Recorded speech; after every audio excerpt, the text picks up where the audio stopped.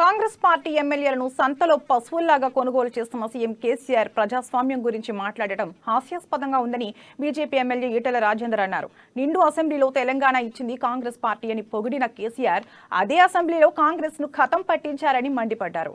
2014లో TDP ఎమ్మెల్యేను చేర్చుకుని మంత్రి పదవి ఇవ్వలేదా అని ప్రశ్నించారు. నాంపల్లిలో ఆయన మీడియాతో మాట్లాడారు. ఏ ఎమ్మెల్యేను కూడా రాజీనామా చేయించకుండా పార్టీలో అక్రమంగా చేర్చుకున్న కేసీఆర్ ప్రజాస్వామ్యంపై ప్రేమ ఒలకబోస్తున్నారని దుయ్యబట్టారు. చట్టాలను చట్టుబండలు చేసి చట్టాలను కాపాడాల్సిన అధికారులను బానిసలు చేసుకుని ప్రజాస్వామ్యాన్ని అగౌరవపరిచిన వ్యక్తి కేసీఆర్ అని మండిపడ్డారు. ఇదంతా కూడా తెలిసిన చరిత్ర.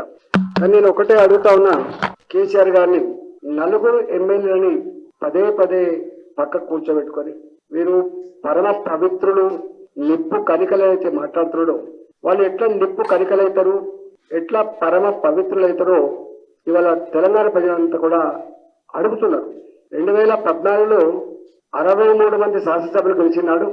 నిజమే, ఇంకా కొంతమంది సభ్యుల సపోర్ట్ ఉంటే బాగుంటుందని చెప్పి డిఎస్పీ నుంచి వెళ్ళి తీసుకున్నారు 2 శాసనసభ్యులని, వైఎస్ఆర్సీపీ నుంచి తీసుకున్న 3-4 శాసనసభ్యులని, తెలుగుదేశం పార్టీ మొత్తమే బోర్లేసిండు. రాజీనామా చేయకుండానే ఒకరిని 2014 తర్వాత మంత్రివర్గంలో చోటు కల్పించిండు. దాదాపు అప్పుడు చివరికి మనం చెప్పినట్టుగా సిపిఐ పార్టీలో అయితే పాపం సైకిల్ జెండాలు కట్టుకొని ఇంటింటికి అడుక్కొని గెలిపించుకున్నటువంటి ఒక ఏకైక శాసనసభ్యుడు. దాదాపు 25 మంది శాసనసభ్యులు 2014 నుంచి 2018 వరకు వైఎస్ఆర్సీపీ కానీ, తెలుగుదేశం పార్టీ కానీ, కాంగ్రెస్ పార్టీ కానీ, తెలుగుదేశం పార్టీ కానీ, సిపిఐ పార్టీ కానీ, ఈ అన్ని పార్టీల నుంచి 25 మంది శాసనసభ్యులని ఏ పేరు పెట్టి తీసుకున్నావు?